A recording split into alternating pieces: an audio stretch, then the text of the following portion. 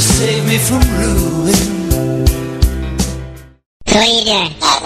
Nothing. Why not? I'm trying to get on this Lifestyle Radio website. Sounds like a cool website. Yeah, it's alright. Oh, wait, I might have it. You might have it. You're listening to Lifestyle Radio. The opinions expressed during this show are those of the individual participants and do not necessarily reflect the opinions of their associated organizations or Lifestyle Radio.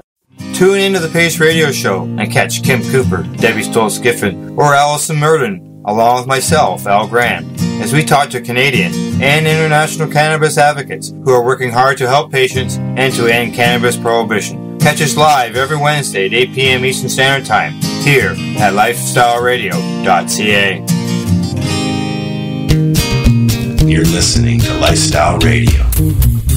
You like music, you like weed, well, we gonna be good friends indeed. This is how much I like more than smoking trees. They'll make you dance the do-si-do and teach you how the chiva grows. Smoke a bowl on the 420 radio show. On Lifestyle Radio. Sing it. Radio. Oh, yeah. I don't even have music. I don't even have the music chosen yet. This is the 420 Radio Show. We're live at lifestyleradio.net and 420radio.ca. It's because you got high. We got high and we forgot to plan a show. We're all very high.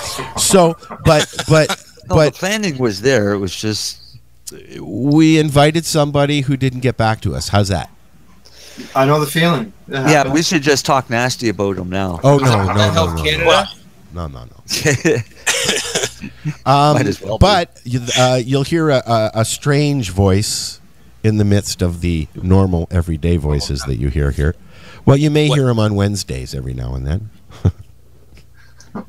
Hello. Yeah, sometimes on Saturdays. Sometimes on Saturdays. Maybe a Sunday. Sometimes Wednesday mornings. Maybe. Oh yeah, you were on Tamara's. You're having a busy week, Al. I am having a very busy week. That's all right. He's a celebrity. Oh. Please. No.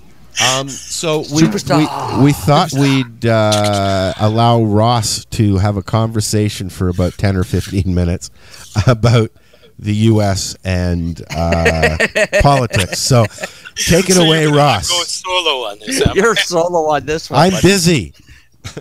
Our opinions don't really wax count. poetic, and at 10 minutes, the big hook comes out. Oh God. Okay. Thanks, guys. You're welcome. Anytime, Ross.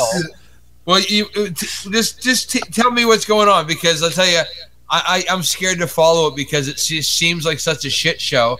It is the very shit show that concerns me. If you watch the cartoon South Park at all, they make light on almost every episode now of the Americans having to choose between a giant douche and a shit sandwich. Okay, so, and that's really what it seems to be like to me. So maybe you can enlighten me, because it's like damned if you do, damned if you don't. Thanks a lot, Chris. Now I have to tag the show as explicit.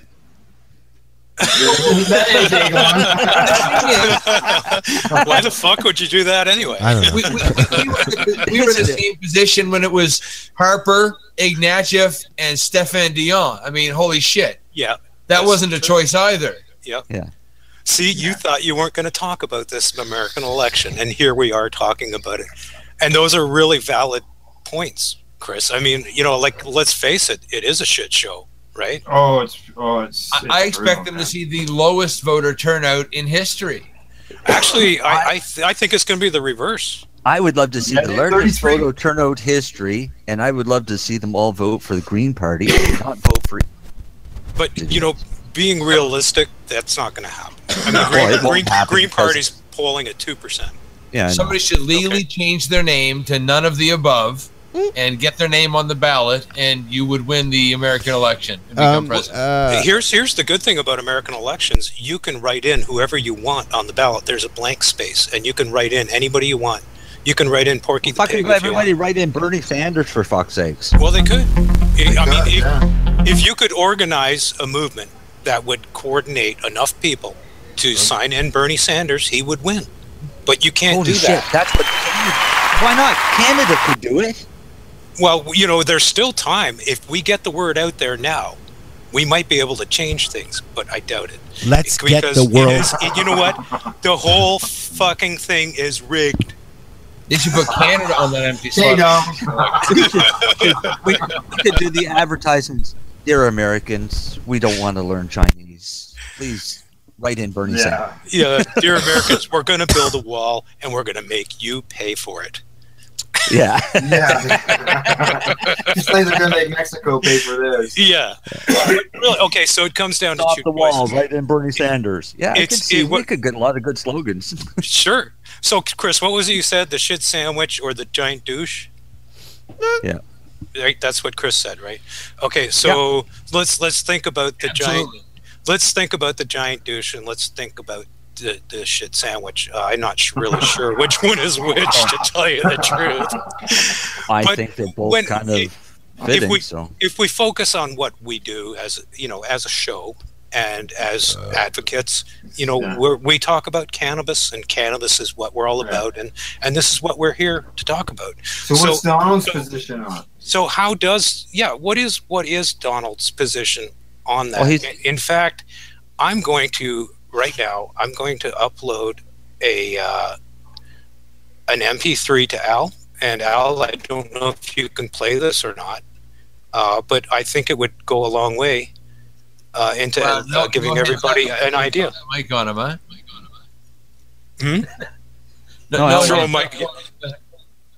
No heads up. Al didn't give me any heads up about having to go solo, so I'm not giving him any heads up whatsoever about this MP3. Al left. He's shit! You know what? I just put it on the message string to. Oh no! Wait, no, there. No, I did. I put it to Al Graham. I'll watch for it.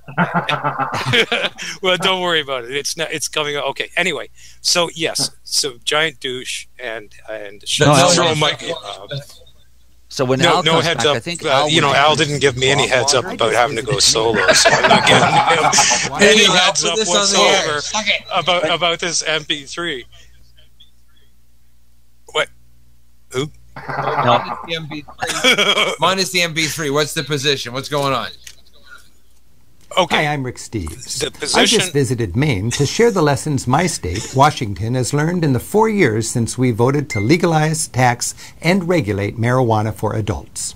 During my visit, Maine Governor Paul LePage issued a video statement against Question 1.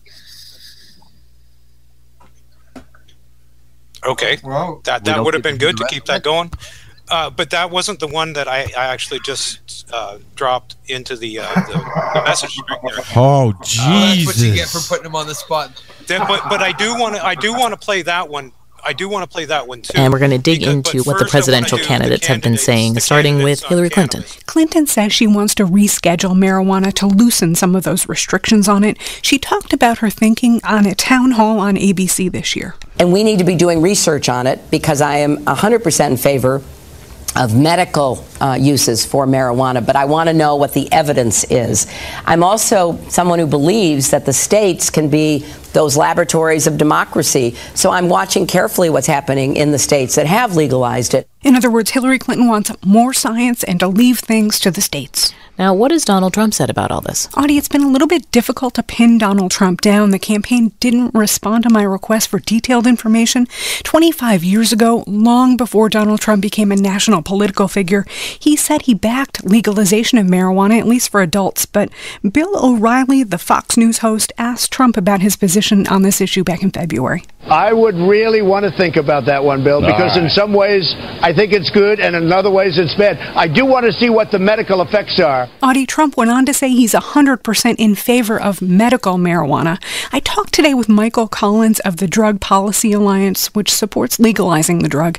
And Collins told me that close aides to Donald Trump, people like New Jersey Governor Chris Christie and Alabama Senator Jeff Sessions, have taken a hard line against marijuana legalization. Oh, okay, so now we know who the giant douche is. But you know what? Both of them said the same fucking thing. Not really. No, the giant douche is going to actually put an end to the state's rights to legalize, he's going to have the DEA crack down on it. Yeah. And it's going to affect foreign policy too, and most importantly, it's going to affect foreign policy towards Canada.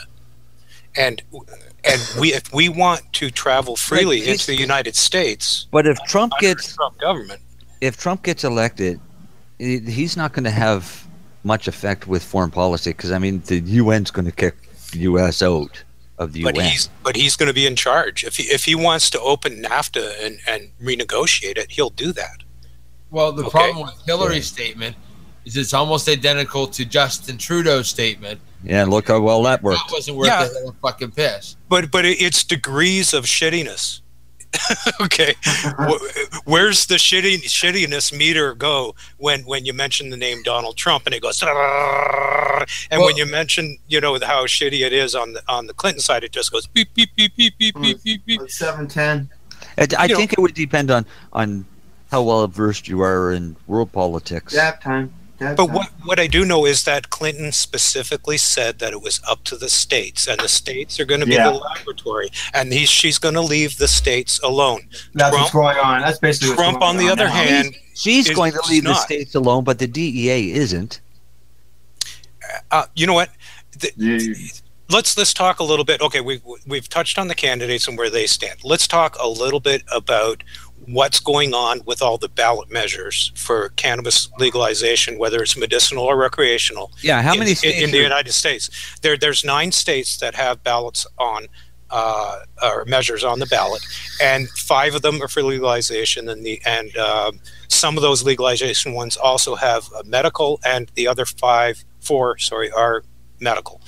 But if you can play that other clip, it will give you an idea of what's happening as far as the campaign against those ballot measures is going. It's a conversation between a fella named Steves is his last name, and he's with Normal Washington, and he's basically debating the governor of Maine and the lies that he's telling in anti-legalization commercials. Al, do you have that clip available, or?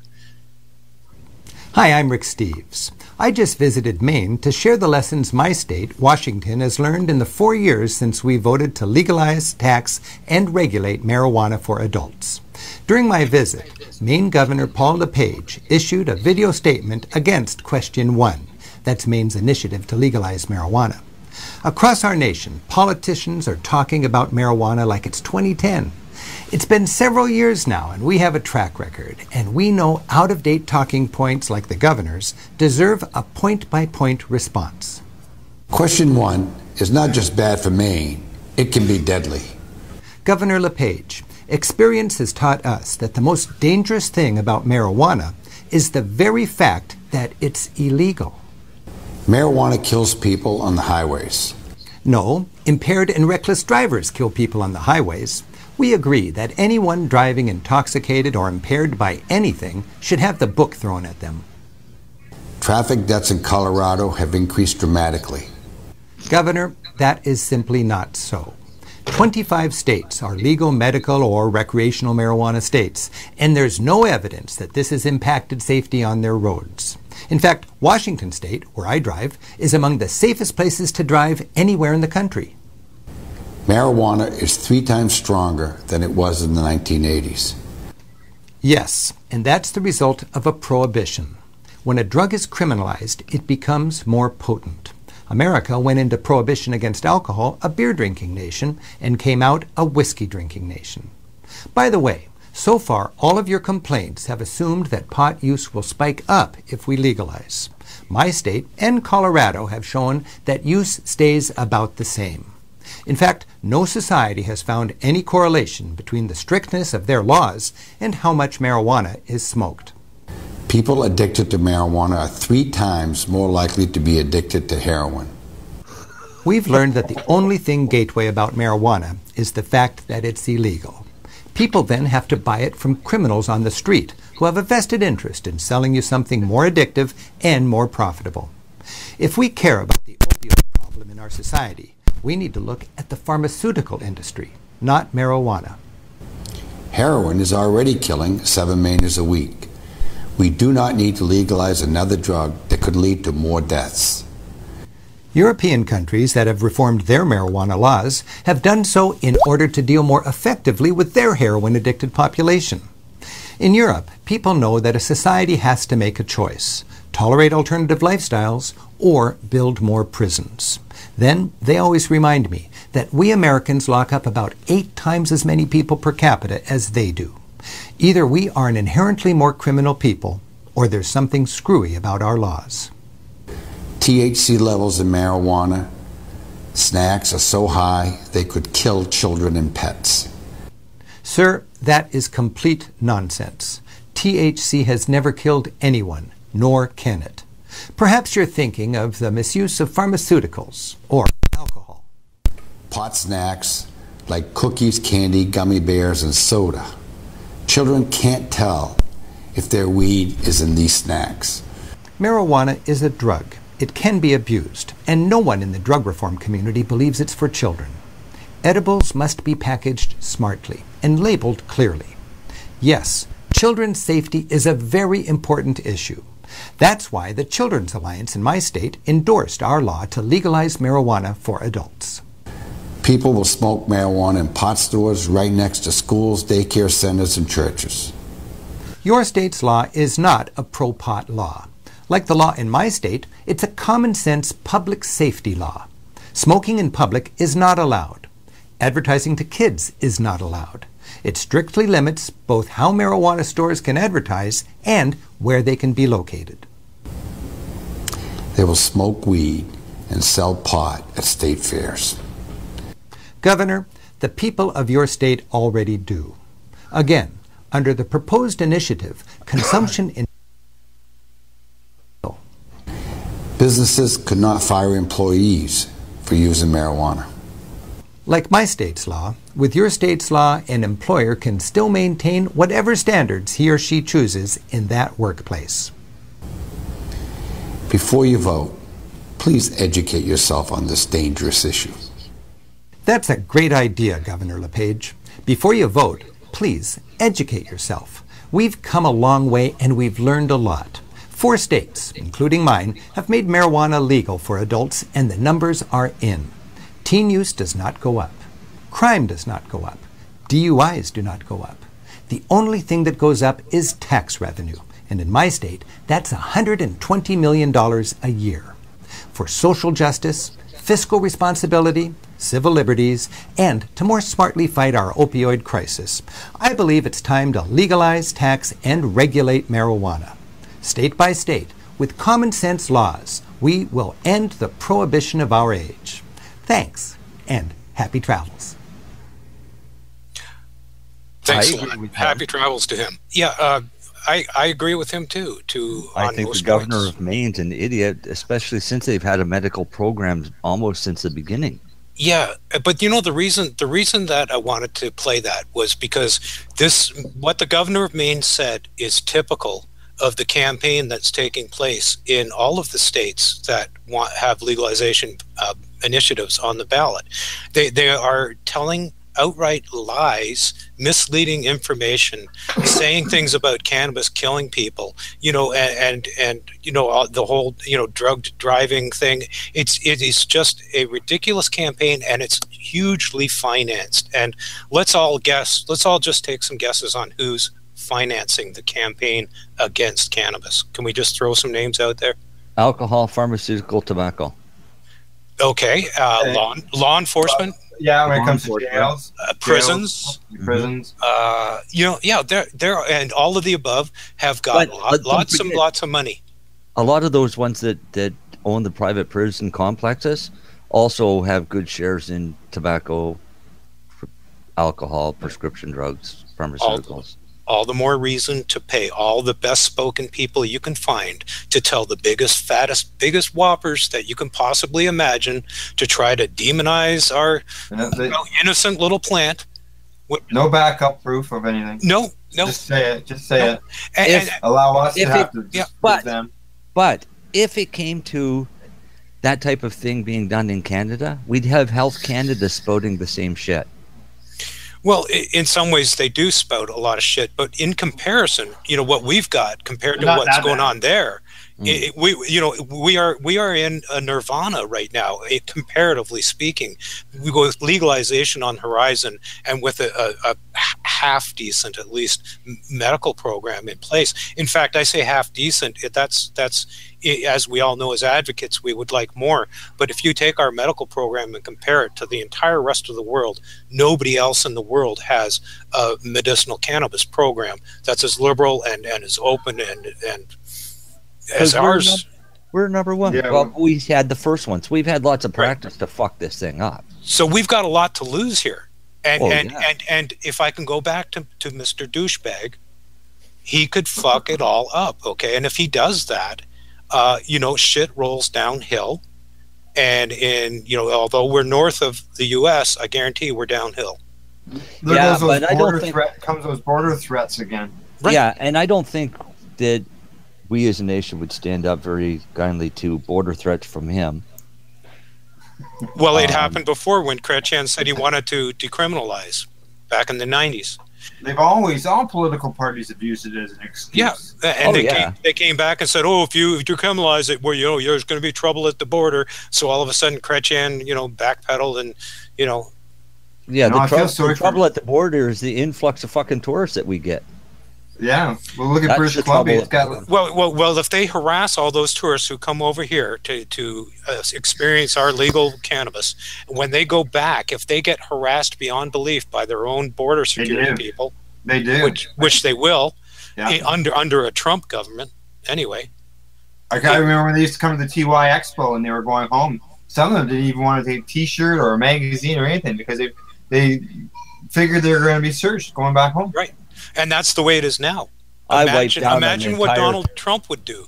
I wiped down an entire laptop with isopropyl alcohol before I left. You probably should have gone ahead and just taken a J-cloth and done your whole body, because I know you, Marcel. You probably would have set off buzzers and bells and dog barks. They had no dogs, and I was pretty sure a dog would get me. I'm pretty sure they would have too.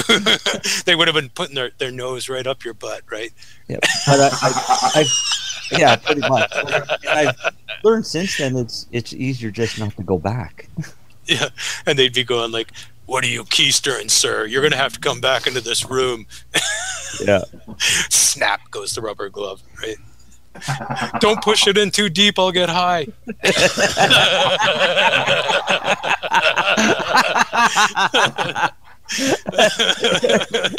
Holy crap, you're in the intestine. I'm going to get stoned, dude. No, get it out, get it out. Oh, I'm dying. Take me to the emergency ward.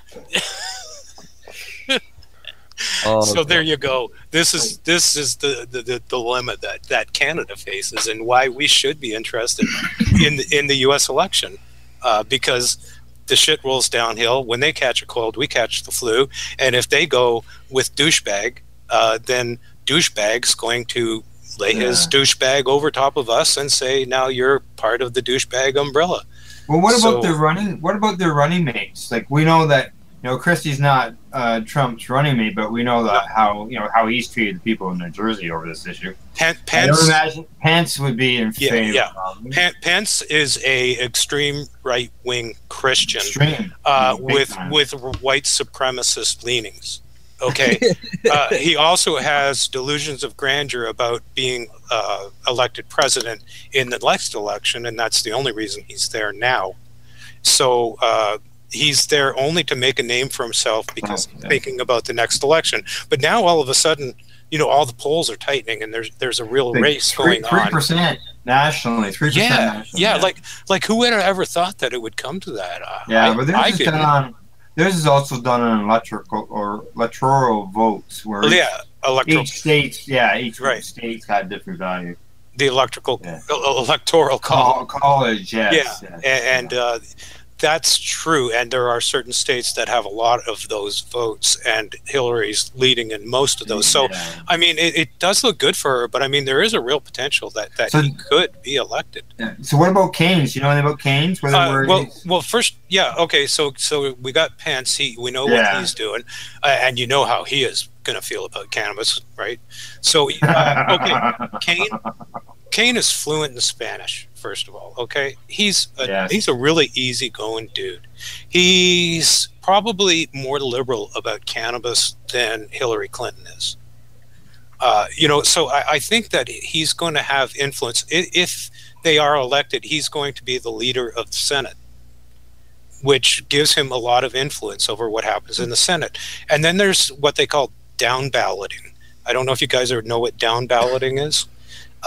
Down balloting is when you get a favorable turnout for a particular presidential candidate or a low turnout for another candidate, and that translates into wins and losses in the Congress and Senate, which means that if Hillary wins big enough, they could take back the House and the Senate for the Democrats. Without doing that, as long as they've got even a Republican Senate and they've got a Democratic Congress and a Democratic president, there's still this blocking thing going on where the Republicans have become known as the party of no. It doesn't matter what you suggest. If it came from the Democrats and is supported by the Democrats, the answer is no. They could come up with a measure. They could come up with a measure that says, we want to give every Republican in America $1 million. And they'd say, no. Yeah. It's that silly. We saw that with Harper here in Canada, where another party could make a suggestion, and it was always no. Yes. And I just I had a vision of that commercial that Harper did where he was counting out, throwing all the money on the table, and the cash register was going ching ching. Remember that commercial? Yes, during the election. That was hilarious. Anyway, sorry, I digress. I blame my meds. Can we go back to Canada now? What a terrible side effect. Can we come back to Canada now? We can. Okay. Anytime. Have I done my 10 minutes? Yes. Okay. Did I go over? Yes. Yeah. Oh, sorry. Yeah. Well, you threw in the audio too, right? Yeah, that's true. Probably about 4 or 5 minutes of that was audio. So. Oh, it is. Yeah. Yeah. I did my best. Okay, I'm gonna shut up now. Well, go on. No, we'd like the silence bit for a little bit. Oh yeah. So what are you going to talk about now, bitches? Yeah, exactly. I just dropped the mic.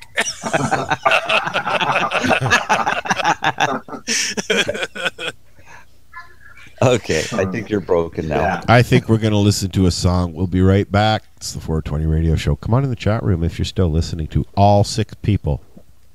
All 6 of you. Get in here. Come on. We'll be right back. Hang up and try again. You're listening to Lifestyle Radio.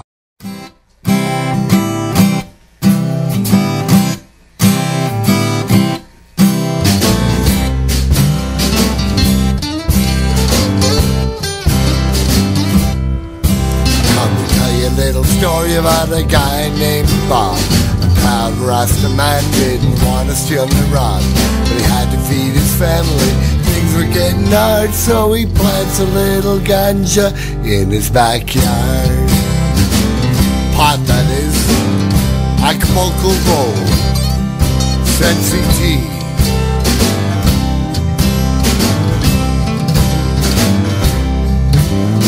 First thing you know, those plants are getting tall.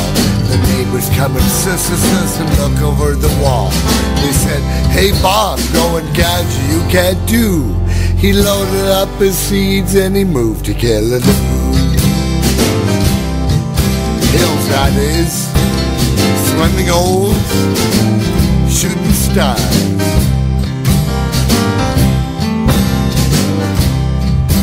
Well, the folks in the hills liked having Bob around.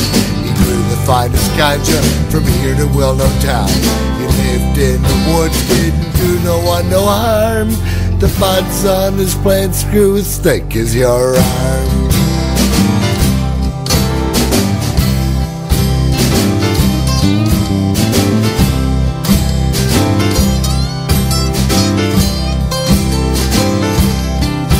Well, there's just one little mix-up about life in Killaloo. There's way too much police with not enough to do. When Rastaman go ganja, it just takes a little time till Johnny Law comes to the scene of the crime. Felony, that is. Helicopters, taser guns.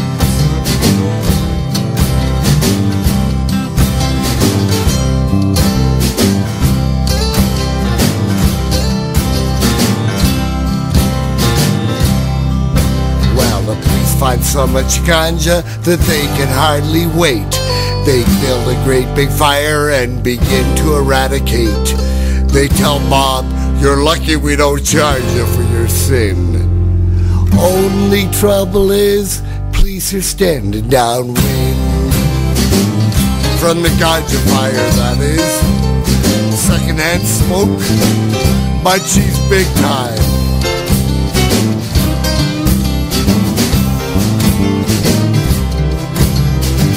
Now comes the hungry part.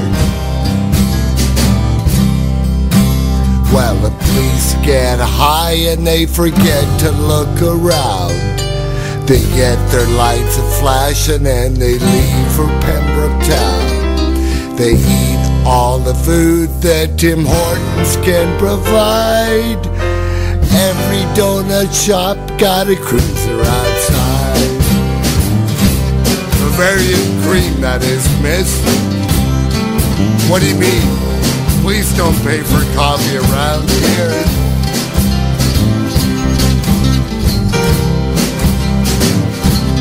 Now comes the sad part. Well, the folks in the hills, they smell the ganja fire. They look upon the burning field and cry and cry and cry. Says Bob, I got a secret tucked up under my hat. I got 3 more fields bigger than that.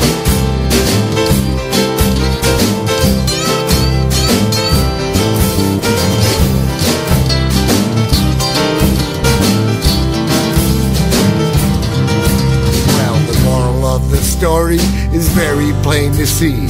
You needn't be an Einstein to fool the OPP. If you were only conscious and prepared to stand tall, Babylon systems surely must fall.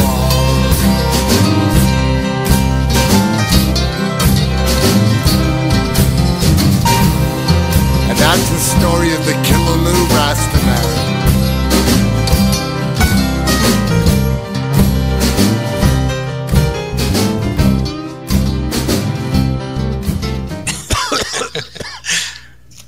All right, we got a new commercial.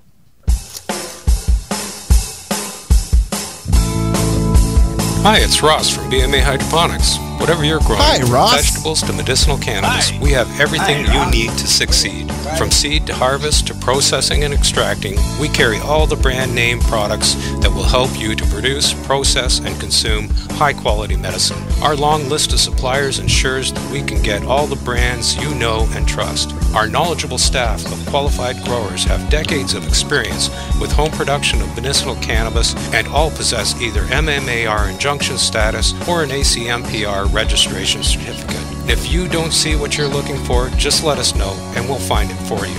At BMA Hydroponics, our motto is, your success is our success.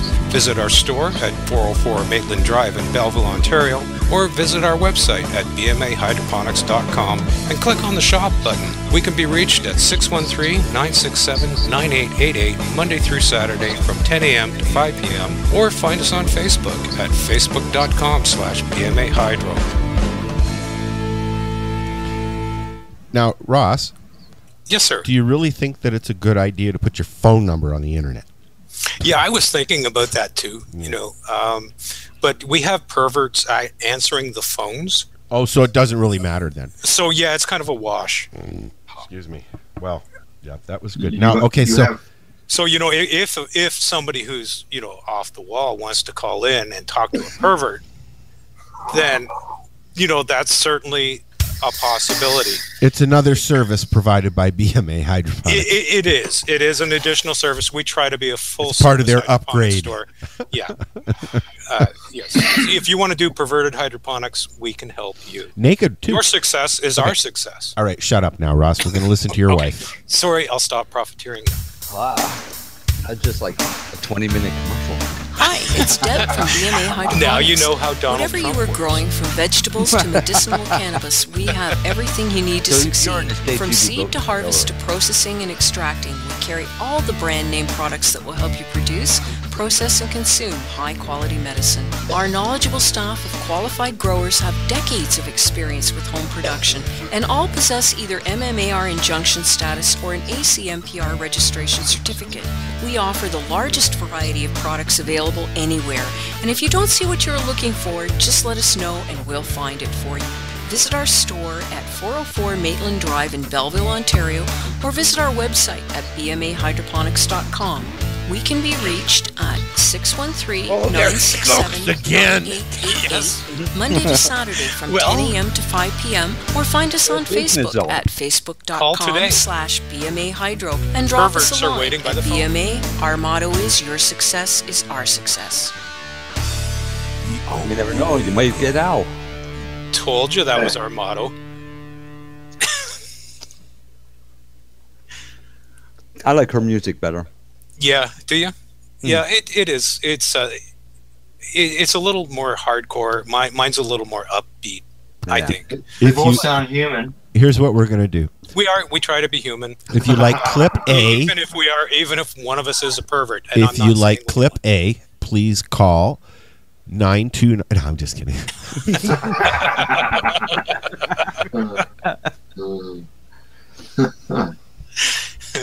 Yeah. And as an added bonus, when you call, ask to speak to the head pervert. Ask to speak with Al Graham. There you go. You know the difference. Mr. Nature. Mr. Nature. Paging Dr. Al. Dr. Al, please come to the upper information booth. Whoa, I just looked at the chat room. Hello, people in the chat room. Why am I waving? Yes. Oh, I just wanted to tell you, you know that song you were playing there, the Killaloo Rastaman? Yeah. Yeah, that was Rick Reimer. He's a lawyer up in the Ottawa, Pembroke area. He has MS, and this was several years ago, but he was pulled over while smoking a joint, and he took it to court, and he won.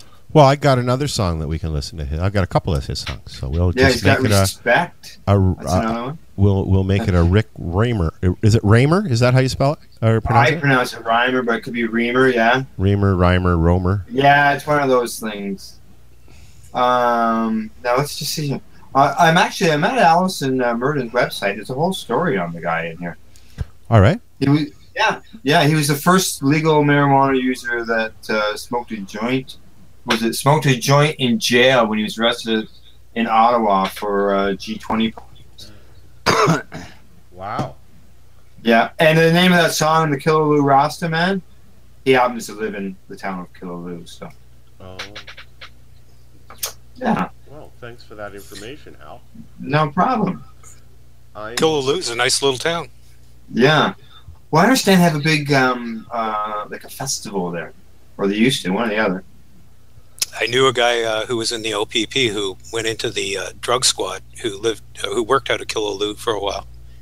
Did I just say that on there? Yes, you did.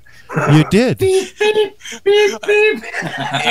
It's really true, but he honestly he was engaged to a person that I worked with, and we went out to dinner and movies with them a few times, and he was totally cool about weed. In fact, I won't say anything else. But he was a pretty cool guy, and he wasn't, he was there basically on the biker unit, and they were going after cocaine and heroin and amphetamines and shit like that, and he really didn't give a fuck about cannabis, to tell you the truth. What are you guys talking about in the chat room there, Mr. Marcel? Nancy was asking what the highest level of THC out there is. Because she's taking one that's 27%. She doesn't feel it anymore, other than great pain coverage. Yep. So she wants to know, does she need to take more? Oh, okay. There could be a reason behind that if it's LP weed. But yeah, from what I understand, the LPs, many of them are taking their dried flower and sending it off to the testing lab and having it tested, and then taking those test results, and then prior to packaging that batch, basically dry sift it, and then package it, and then put on the test results from the unsifted bud, which means that it says it's 27%, but because it's been tumbled in a dry sift machine, that knocks it down to about 19. So this is something they do. Pricks. Yeah. It's terrible. I can't. Greedy bastards. Yeah, that's all it comes down to. It's just disgusting. Yep. Yeah. But that's the way they operate. That's called a business model, or a business model. There's other business models too that are even greedier. But there's others that don't, aren't focused on gouging sick people who are on disability. There are, and I think it's the people who try to work to achieving those goals that deserve the real kudos, and the LPs can go dry sift their own asses when people don't buy their shit in the liquor store. Yeah. Or the drugstore, eh? Right, yeah. Here I come, shoppers. Here I come. There's an article in our local paper about going to Shoppers to buy your own hash. Oh, really? What? Yeah. Yeah, there's an article in our local newspaper. Someone's written it. And it's about going to Shoppers and buying hash. So someone's written looking down the road. I can't wait to get my optimum points on it. There you go. I want air miles. There you go. I'd be happy if I could get air miles just on pot. God, would they give you? Because they don't give you air miles on prescriptions anymore. Oh, they sure as hell do. Well, maybe not air miles. I get the optimum points though on my. Oh, maybe yeah. We don't have Shoppers in our little town here. But I know they used to give air miles for them at one time for prescriptions. I knew a guy who used to get enough so he could go for a trip south once a year. That's a lot of drugs, Al. Yeah, well, that's what it was. Well, that's what it was. It was like probably every time he did his transaction for his medication, he would pay for it and put it through his credit card, and they gave them points. Wow. So he got enough points each year to go for a trip south. Holy shit. Yeah, my mom used all of her points and flew to Thailand and stayed 3 months during the summer, and then flew back on her thing. She shops a lot. Yeah. This guy was trying to stay alive. But yeah, he was able to do that because he could afford to pay it off each month, eh? So, but there's some of us. Was that paid for by insurance though afterwards, or? Yeah, it was paid by insurance from him. So really he got points on insurance. Yeah, covered drugs. I think it's like claiming it. Like when I go to the drugstore, I give them my card. I don't have to pay for my prescriptions, but my total says 0. So I can't turn around and submit that receipt and get money back on my taxes for it. Right. But do you get your optimum points? I would. I would get my points, yeah, if I had my card with me ever. So does ODSP pay for your stuff, Al? Yep. For your drugs? Yeah. Yep. Everything. Yeah, I used to be on the Trillium program, and they used to pay for, when I used to take pharmaceuticals back in the day, and the Trillium program used to pay for it, so it was done right at the drugstore, and I would just pay the deductible. So I think I would probably just get points on the deductible, which means, you know, I would get to go to Harvest Fest next year in Nova Scotia, maybe, if I drive myself. Woohoo! Which we'll probably do.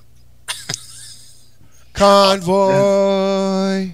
Oh my God, Adam!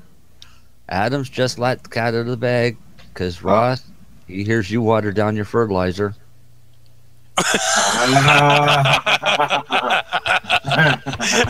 Okay, Adam, who are you really? It could be anybody. Hang on. It better not be Adam from the Whitby Hydroponics store, or it's going to be a throwdown. Edwin says the business model sucks. No, that's the LPs. Yes. Hopefully. My business model is to help sick people grow weed and do it as efficiently and expertly as they possibly can, with no learning curve and with a discount for people who have a medicinal license. So, I mean, I'm trying to do everything I can to help people.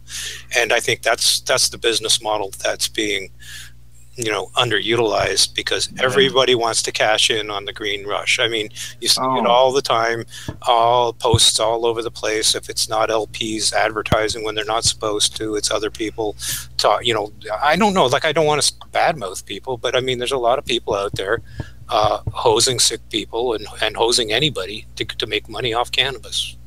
Tell me if I'm wrong. And you know what? You don't have to hose people to make money off of cannabis. No, you don't. That's the whole thing, right? There's nothing wrong with covering your costs or even making a living. You know, if you can make a living wage off of helping people get access to cannabis, then that's a rewarding feeling. And, you know, there's nothing wrong with that. But when you want to get rich off of people, that's when you drive up to your dispensary, driving your car that's got winged doors and has a big yeah. So I mean, you know, if your thought is that I want to get rich off of sick people or I want to get rich off of cannabis, that is completely counter, in my opinion, to what I grew up with for the last 45 years of cannabis use. You know, when I first started using cannabis, when I smoked my first joint, I had a headband on and a peace sign held up and was listening to the Woodstock album, dude. You know, like, I mean, and it was all about, you know, I was standing at the corner of Young and Bluer, man. And you were living on Yorkville or near Yorkville, right, Al? I mean, you know what the culture was like back then. It was all, you know, if I have, I give. If you have, you give. You know, and we all help each other. And I went to Woodstock. My first time, I was in a 3-piece suit. That does not surprise me. I went to Woodstock '94, and I wasn't there. I wasn't there, maybe, and I didn't have anything with me at all. But I wasn't there. We went to Bethel first to see what they were doing there. We weren't in the. We parked. It was pouring rain, and we were there sitting on the grass within 5 minutes, smoking doobies. Somebody just said, "Hey, you just got here. Come here." You know, that kind of thing. It was such a nice atmosphere there at Woodstock '94 in Bethel. Then we went to the big one. Yeah, that didn't work out so well for me. You got swept away in the fog. It got swept away in the mud. I was in the pool, the change room for the pool out in the backyard, smoking hash. I was like young, like Marcel, 12 or 13. Yeah. I was 19. I started late, I guess. I was 14. So. I was 19. But I had been around it for many years before. I mean, I was 19. Yeah, I was 19. I just said no. I said no. Just give me a beer, man. You know. Yeah. Because beer is so much better for you. No, because I was always taught that you don't smoke your profits. Hey, no, you know what? I did my share of drinking. There's no doubt about that. I made my own. So I mean, like, I could drink my own profits. I also smoked my share of cigarettes too, but you know, I don't do any of that shit anymore. 3 years, man. 3 years. Good for you. Yep. That's really great. Yeah. And I hear. Huh? Al Graham, did you ever smoke cigarettes? Yeah, I quit. I smoked for 10 years. I quit when I was 18. Oh, good for you. I started when I was 12. For for 15 years after that, I smoked oil, which was used with tobacco. Oh, bottle tokes? Yeah. Bottle tokes? No, I rolled. Do you remember those? Yes. Yeah. Used to Bottle tokes were the shit. Oh, yeah. I'll tell you, everybody was doing them, though. And it was so crazy, you know, the thought of wiping it on the end of a cigarette and then stuffing that cigarette into a bottle and letting all that unfiltered cigarette smoke mix in with that. And you know, oil that's a smoke Canadian and thing. inhaling it and coughing your guts out and going, oh, man, Yeah, that man. was good. Yeah. And that's a Canadian thing, you know, Ross. It still Is could it? be worse Yep. than smoking out of a pop can. Bongs are a Canadian thing, supposedly. I mean, I've read it. Yeah, bonging. No, this is bottle tokes. And bottle tokes. I mean, that's where it started. That's where the bong started. I remember we used to put a ball bearing in like a beer bottle, and then give it a whack, and it would pop a hole out the side, and then boom, you'd use that one until it was all greased up inside, throw it away, and pop another one. Yep, the old stubbies. The stubbies were great. I used to make a pipe. You used to be able to make a pipe out of an empty cigarette package. We used to sit there and unroll rolls of toilet paper and then make them. Yeah. yeah, the old toilet paper. Many hours in front of the TV with a bottle of rye and a bunch of fucking toilet paper rolls. Then we grew up and started hot knifing with soup spoons. Yeah, there goes my mom's and silver. paper towel tubes. Yep, The core paper got towel. longer because because the tokes were hotter. Occasionally, you got a little close to the tube. Yep. Yeah. I still got a scar. It's shaped just like a knife. Yeah, right. But there's lots. I'm sure there was lots of kitchen drawers out there that had burnt knives. Yes, I continuously apologize now. I continuously apologize to my mother now because I used her wedding china. Oops. Yep. Oops. And on that note, we're gonna take another quick break. We're gonna listen to some news from Monsieur Backer. And then we'll come back and waste some more time. We'll be right back. This is the 420 Radio Show, live, Lifestyle Radio. And waste some more time. We'll be right back. This is the 420 Radio Show, live. Good evening. I'm Coulter Wonkite. I'm already into the 420, damn it.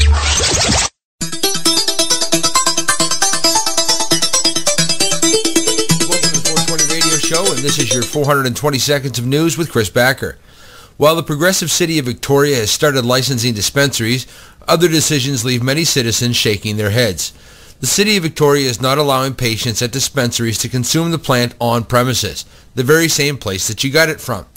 The threat of fines has made the board of directors from the Victoria Cannabis Buyers Club stop members from smoking in the box, though they are still allowed vaporizing and dabbing. A petition has been started and many members are trying to let the mayor and council know how this has affected them. But for now, the club will have to settle for this compromise. The club is currently applying for a variance to have a smoking room and are sure council will grant it, but until then it is official that the board wants to be careful. But it does look like Ted Smith and crew are looking to fight back as they organize Thursday's Smokeout City Hall from 4:20 p.m. to 5 p.m. We wish them good luck and good weed. I guess it's going to be a regular thing. But this morning from Ted Smith's Facebook page, last night, I'm very happy to announce that a 7-1 vote by Victoria City Council to grant the Victoria Cannabis Buyers Club an exemption from the new bylaws for an on-site consumption. We have reopened our safe inhalation room, and this is the first government-sanctioned cannabis smoking facility in the country. It has been a terrible being forced to close this room recently, but everyone is super stoked that we got so much support from council. Licensed medical cannabis producer Metrum announced the recall of their product in a press release sent out earlier this week. Metrum said the recall was due to a foliar spray purchased from a third-party supplier used to wash plants, which, after review by Health Canada, was found to contain an ingredient called pyrethrin. Pyrethrin is used as an insecticide on crops in Canada, but is not approved for use on medical cannabis. Quality and purity and transparency are Metrum's top priorities, which is why we have initiated a voluntary recall of the exposed product and are reaching out directly to all impacted clients, said Metrum Health Corp Director and CEO Michael Haynes. While the ingredient is not harmful and there is no negative effect on product quality and safety, we are doing everything possible to ensure client satisfaction and confidence are upheld. Metrum stated that the cannabis samples were inspected by a third-party testing facility and no traces of pyrethrin residues were found on growing plants or finished products. Health Canada classifies this type of recall as a Type 3, a situation in which the use of or exposure to a product is not likely to cause any adverse health consequences. Clients who have previously purchased affected products are being contacted directly with additional information and next steps, Metrum's release stated. Last Friday, Snoop Dogg was down visiting Niagara-on-the-Lake to visit the medical marijuana facility operated by Tweed.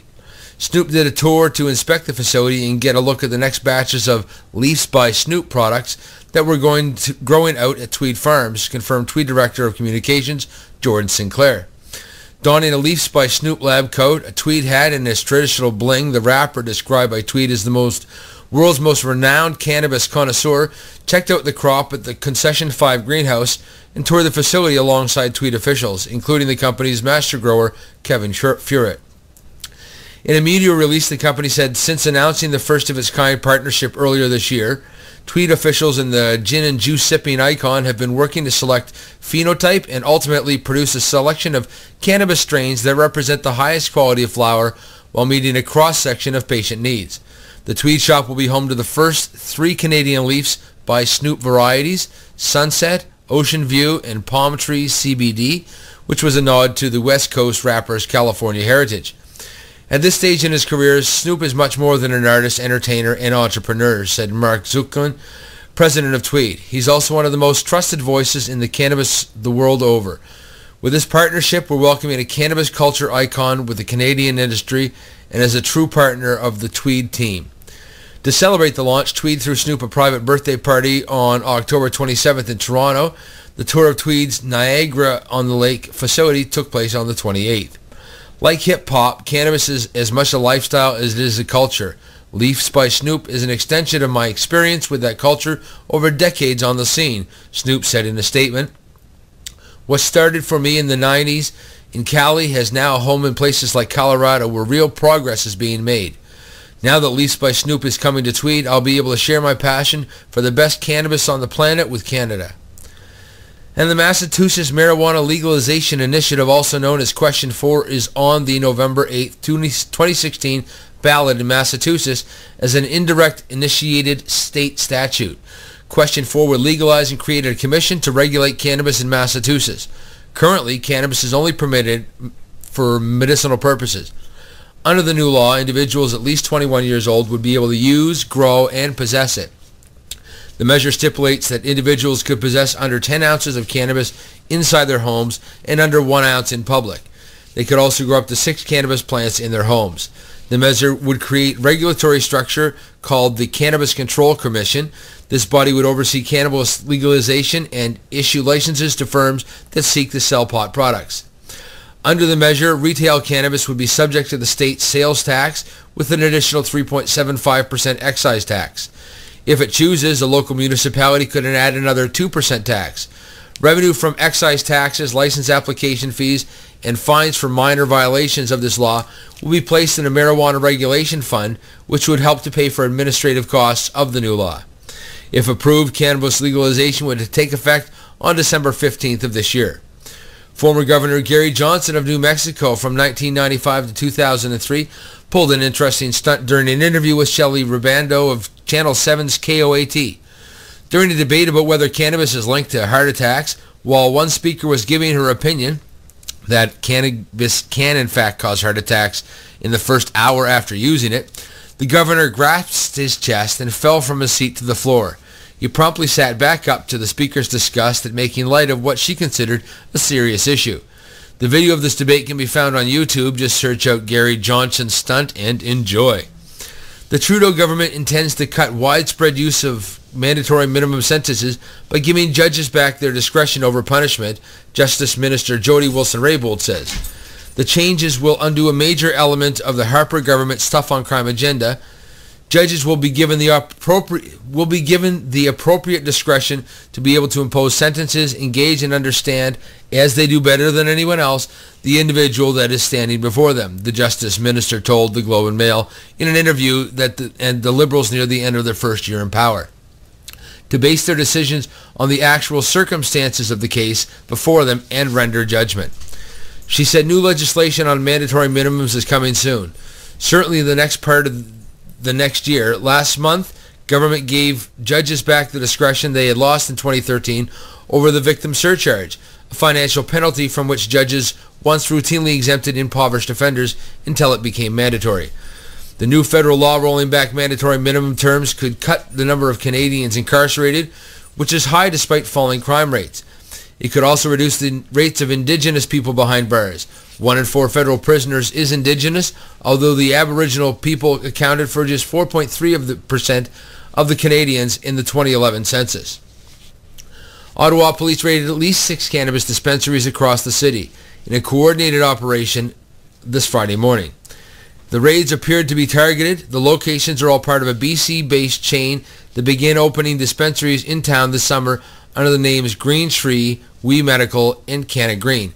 Police raided Canna Green on St. Joseph Boulevard, 3 Green Tree Medical Dispensary locations, 1 on Preston Street, 1 on Montreal Road, and 1 on Bank Street, and 2 We Medical Dispensary locations on Rideau Street and St. Laurent Boulevard.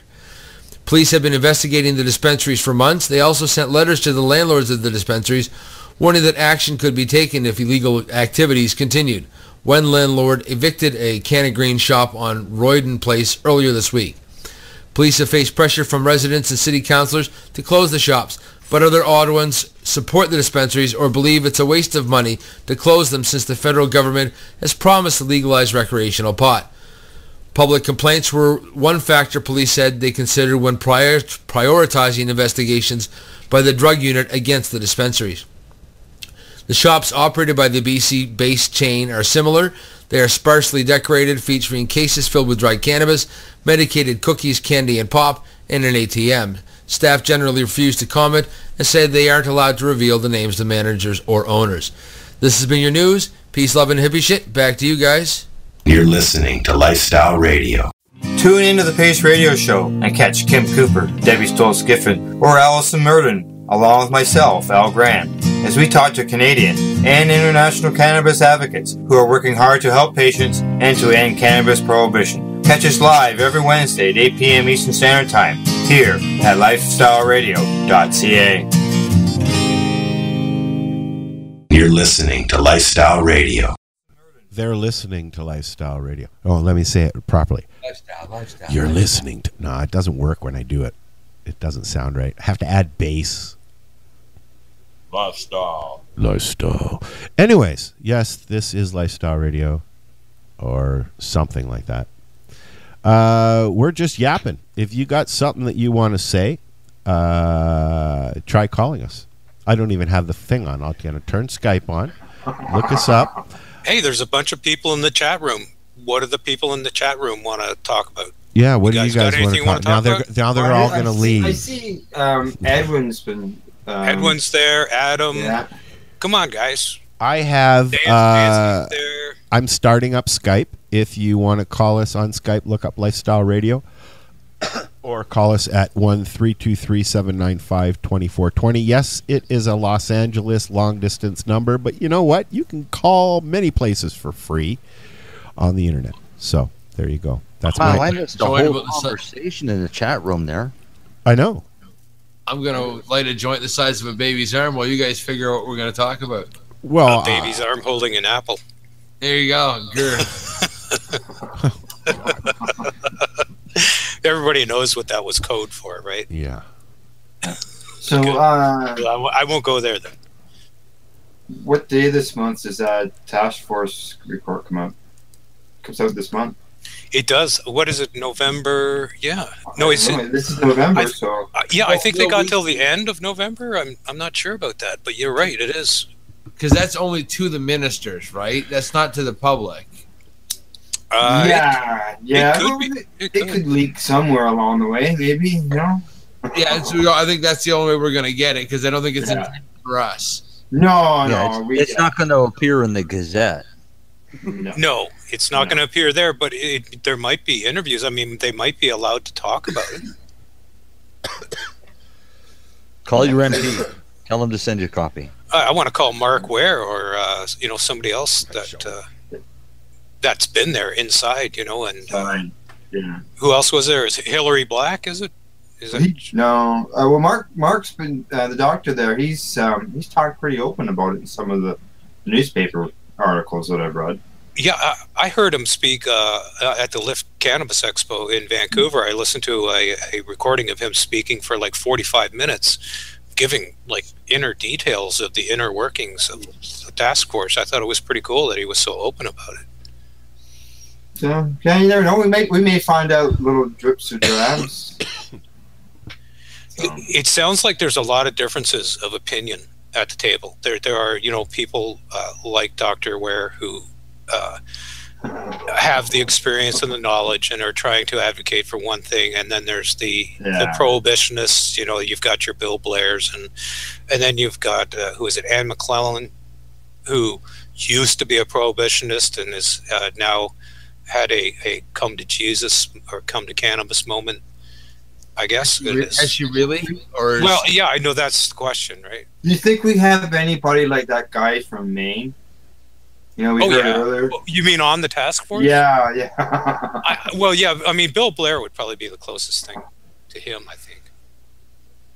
But then, I don't know how much influence Bill Blair's having over the whole thing now. I think he's more like he's like a figurehead. He's just someone I think that Trudeau named to reassure all of the naysayers and prohibitionists and people who didn't want it to happen.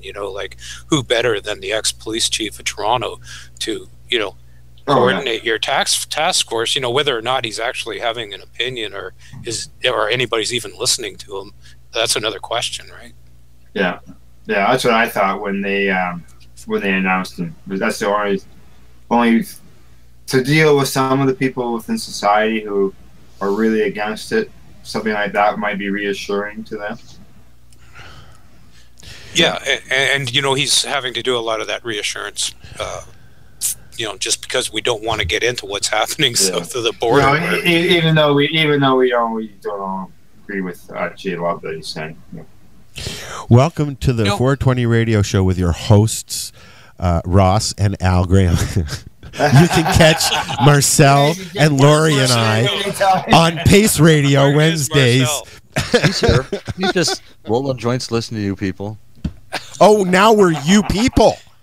We're you people. He's not one. He's not one of us anymore. Not when I'm busy. You people, huh? I had to roll joints for the entire weekend here. So blah blah blah blah. At least you have the ability to do that. Some don't. You're off to the wellness show, Marcel? Yeah, tell us about that, Marcel. Yeah, please do, Marcel. Fill us in. Yeah. Thanks, guys. I really appreciate it. Quit rolling joints and tell us about it now. Stop everything you're doing. I just did. And there tell you me go. the story. I'll tell you the story. Maritimers Unite for Medical Marijuana is putting a booth in the second health and wellness show down here. So two weekends ago, we did Moncton, New Brunswick. Actually had phenomenal turnout.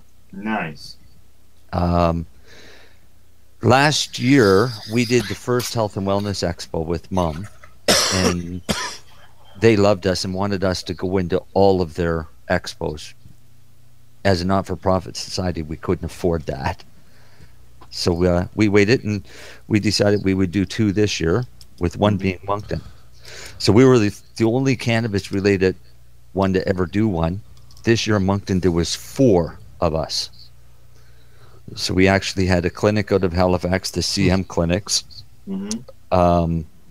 Organigram had a booth, and Canutra Naturals, which is the CBD health supplement product, people had a booth as well. And I think we might have them on the show next week as guests. Cool. So tomorrow we're going to be doing the same expo in Halifax.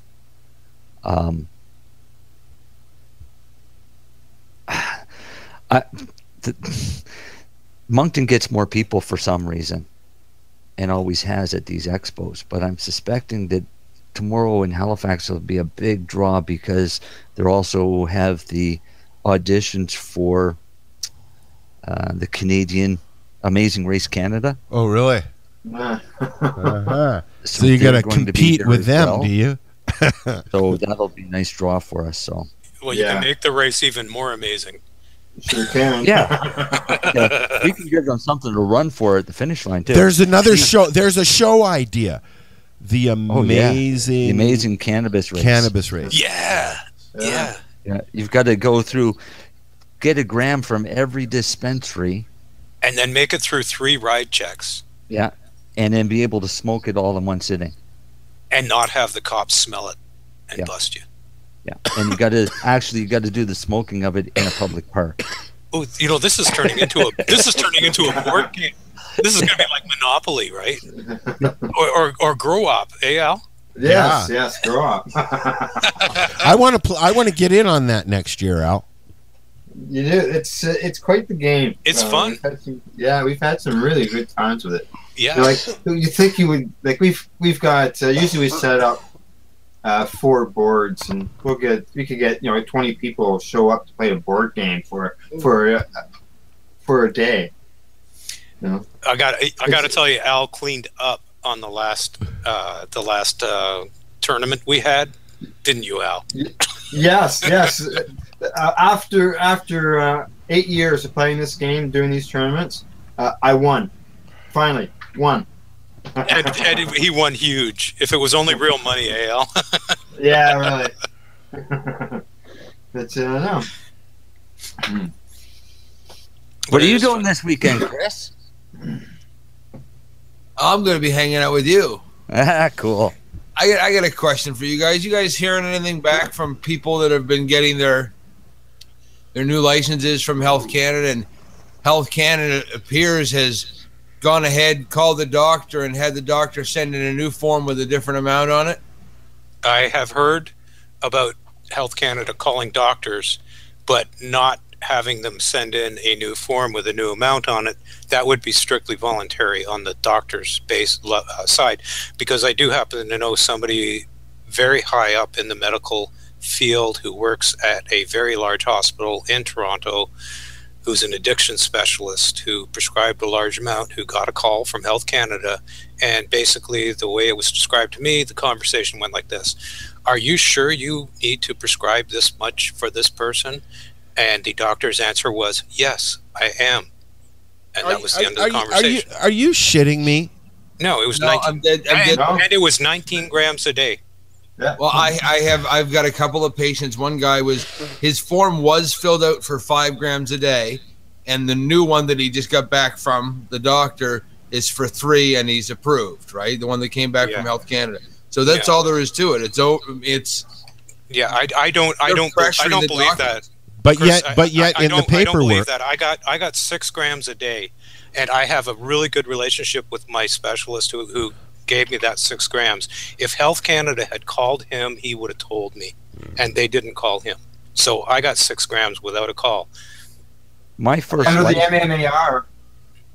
MMAR, people of the doctors used to get calls. So I'm not surprised. My doctor got a letter. No, it doesn't surprise me that they might call doctors, but from what I've been hearing, it's been when you get up into the double digits range, you start to get to like 10 grams or in that vicinity. That's when they start calling. And, I've got a patient that was only approved for 0.5 gram. So, well, that's just ridiculous. I mean, 2.5 plants, is that what he gets to grow, or is that just for LP?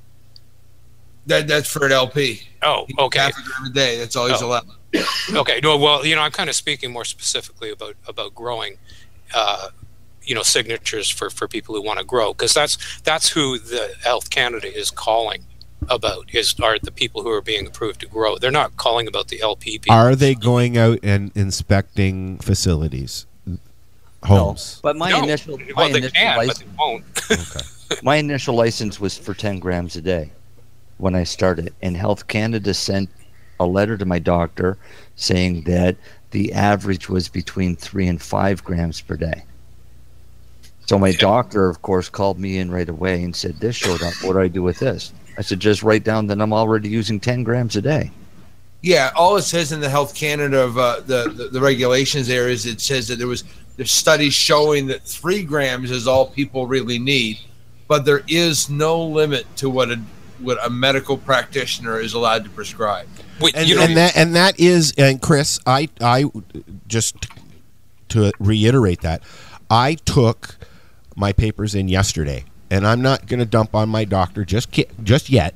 But what I got was the same answer I got 5 years ago from my doctor in the city. I don't know anything about doses, but I'm going to send you to somebody who does. So I'm going to go and I'm going to see what this clinic has to say. But I'm not very thrilled with the fact that this is somebody who has known that I've been using cannabis right from the get-go, since my first emergency visit seeing her, and has no problem with it. But the minute I asked her to sign my forms, she got hostile, pulled up the Ontario Physicians and Surgeons website right in front of me and says, they tell me I can't. And no, they don't tell her that they can't. They put out guidelines. This is my point. This is my point. Okay, right in the Health Canada forms and paperwork about the regulations on how to fill this shit out, it says there, Chris, you highlighted it. There are no restrictions on amounts. It's up to the patient and the doctor. I highlighted it because doctors are lying to patients. And that's what she did to me. And she would not they're even doing it constantly now. She would not even look at the fucking paperwork. She would not even look at the papers. But things are supposed to be getting better, not worse. I mean, like, they aren't. I mean, they're getting ready to legalize it theoretically, and they're still lying to patients. Yeah, saying that they can't sign. They're not allowed to. But they've always lied to patients. Yeah.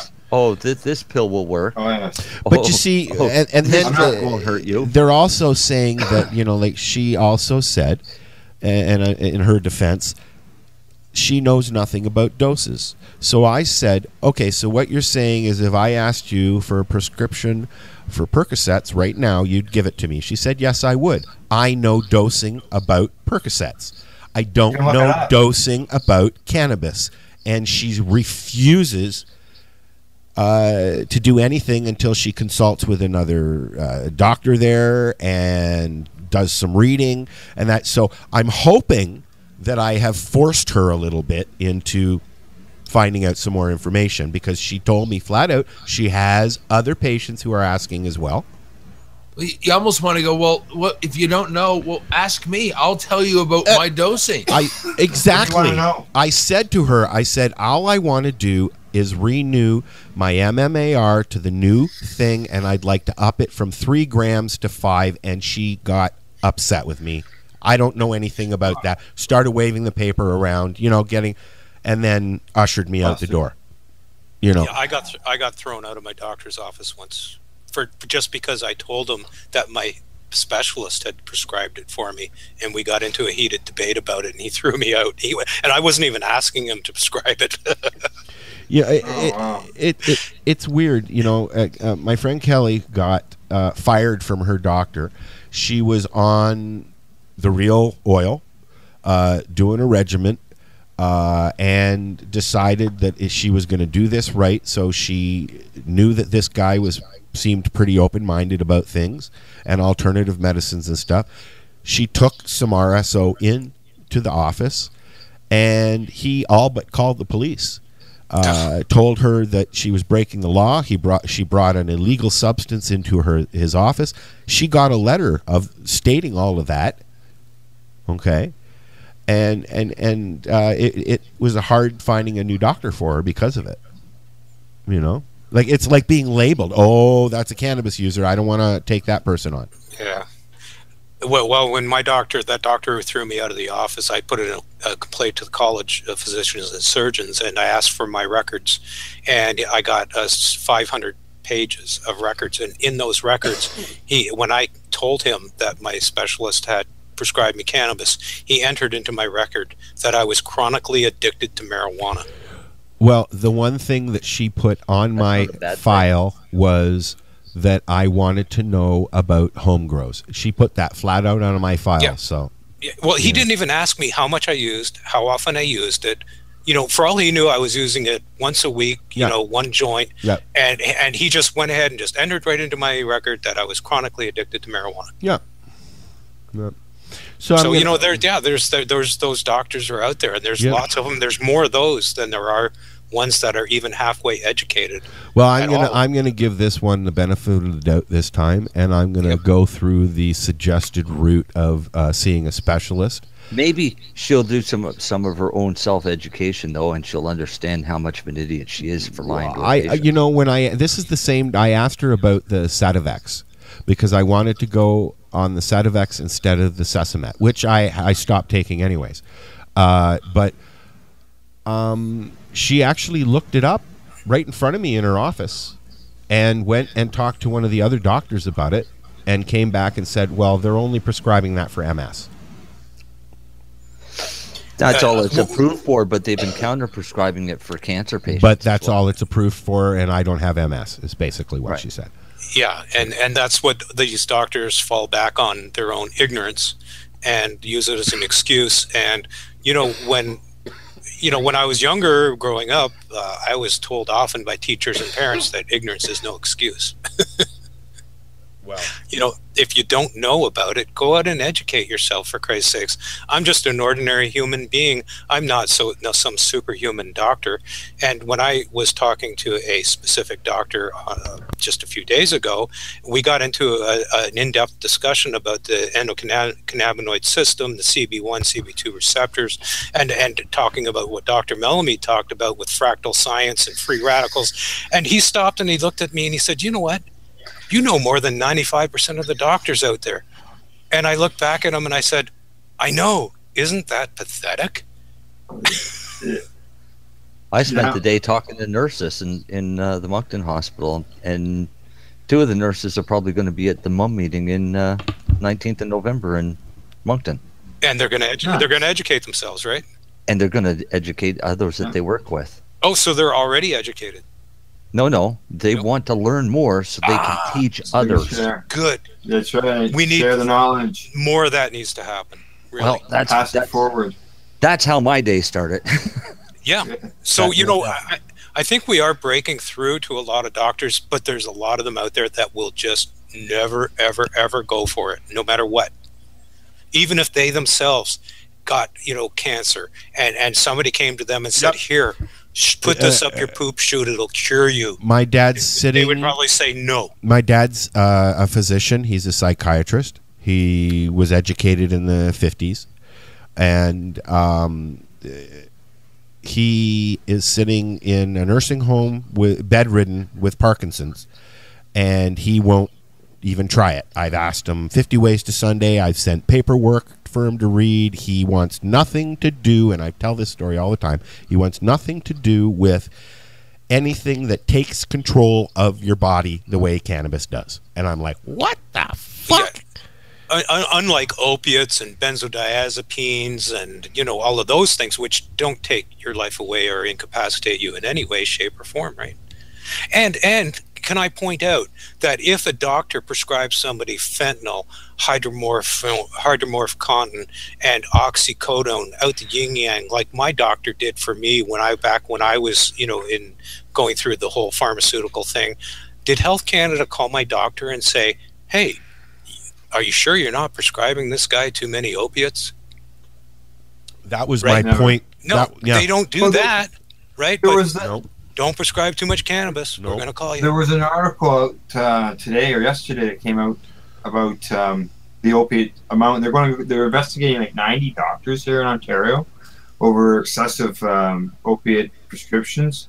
Yes. Some of them were equivalent to 150 Tylenol per day. Tylenol 3s, yeah. Tylenol 3, yeah. With codeine. Yeah. And but not to mention the fact that they will put somebody on fucking methadone to dry them out before cannabis. That's a little. They will, and putting someone on methadone to get them off of opiates is absolutely absurd because methadone is an opiate. So you're not getting them off of anything. It's like saying, I just quit smoking and I put on a nicotine patch. Well, no, you did quit smoking, but you're still addicted to nicotine. You just changed the way you're getting your nicotine. That's all. Right. Exactly. Yeah. That's like beer drinkers that go to coolers. I don't drink beer anymore. Only coolers. Or whiskey drinkers that go to beer. Yep. It's better for you. Yes. Harm reduction. So, yeah. Oh. I'm about to have an explosion on my desk here. Oh, your Samsung laying there? No. I have an iPhone 5. They're safe. Drink. Oh. You don't want to be spilling fluid over any computers. I left it in the freezer too long. Oh. A little frosty. Yeah, but that's how I wanted it. all over your computer and frosty. Yeah. I meant to. Okay, it blew up in his face, but he wanted that. Yeah, I wanted that. I wanted the flavor all over my face and all over my desk. Just a second, I need a napkin. I can see you like in a TV commercial pouring it over your head, and shaking your head back and forth, and the drops flying off in every direction, as you need to get out more, buddy. Oh, sorry. You seriously need to get out more, Ross. Don't forget, I'm the guy who answers the phones at BMA. Remember, he said they have a pervert that. Yeah. I was thinking the same thing. So go ahead, make my day. Go ahead, make Call my me now. day. Wow. So, what else do you want to do? We can. Al had an interesting story about a lawyer. We already talked about that. Did we? Yeah. Where was I? I must have been in the chat. Either that or, you know what? I tried to light that other half a joint, and I only got halfway through the half a joint. Have you tested it, Ron? I need to test it. I test it, not try, but actually put it through the testing machine. Yeah, actually, no. Now that you mention it, it's been sitting for a year in this sealed foil pouch, and that was before I got my tester. So, yeah, I should probably run it through the tester and see what it comes out to, because I'll tell you, it's killer shit. How long does it take to test? How long does it take to test? Yeah. It takes 5 minutes start to finish. Start away. Yep. And it takes about a half a gram of dried. What are you waiting for? Dried flower. Get with it. Well, I'm waiting. Do you know what the strain is, I assume? It is. It's C4 times Black Russian. Okay. Didn't you test some of that? Didn't you have a big... Oh, you know what? I did. You know what, Al? I did. See, this is what happens when you smoke C4 times Black Russian. You forget that you already did test it. And it came out to 23.8%, I believe. Which... Yeah, because you had a big poster there. I did, yeah. You're right. But you see, that's what happens. So how long ago was that? Like, did it change any?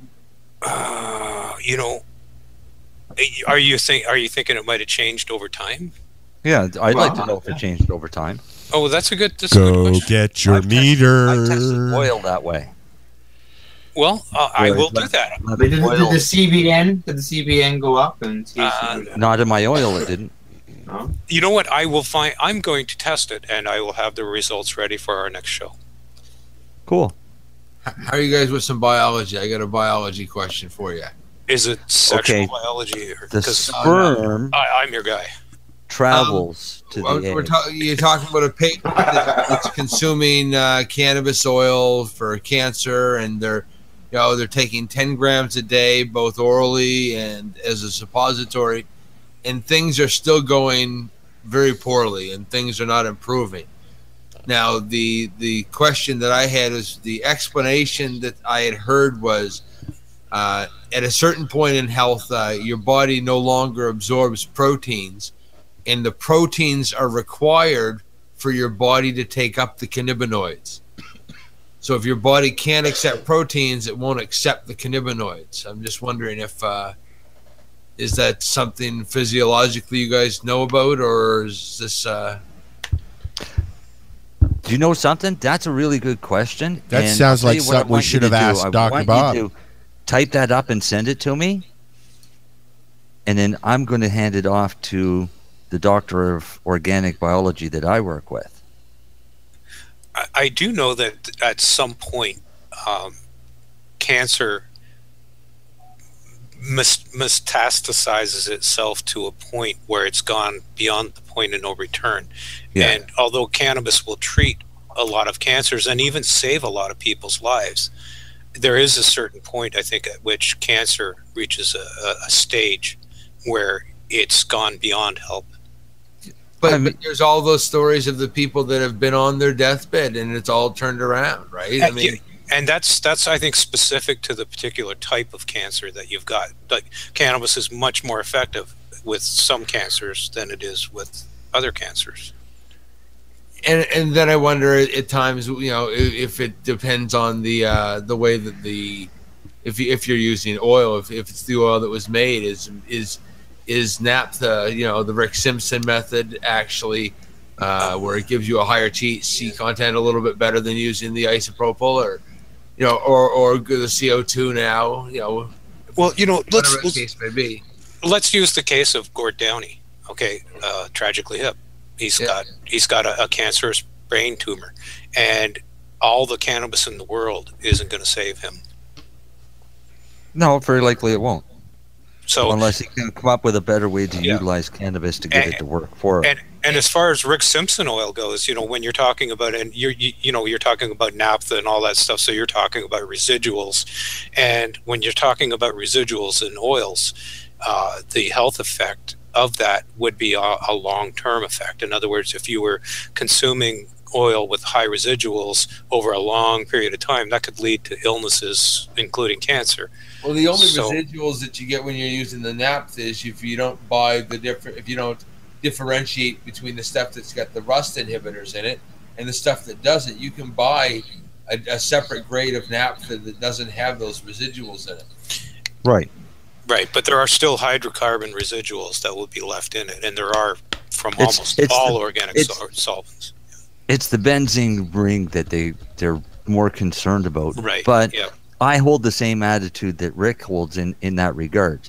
And while I'm not a proponent of using naphtha, I do know that the healing effects of cannabis would more than outweigh than that few little benzene rings.